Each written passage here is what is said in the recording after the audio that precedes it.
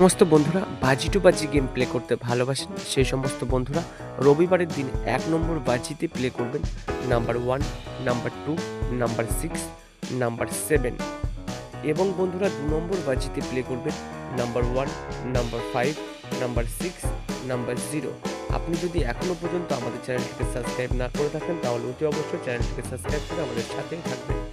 3 নম্বর বাজিতে প্লে করবেন number 4, number 5, number 9, number 0।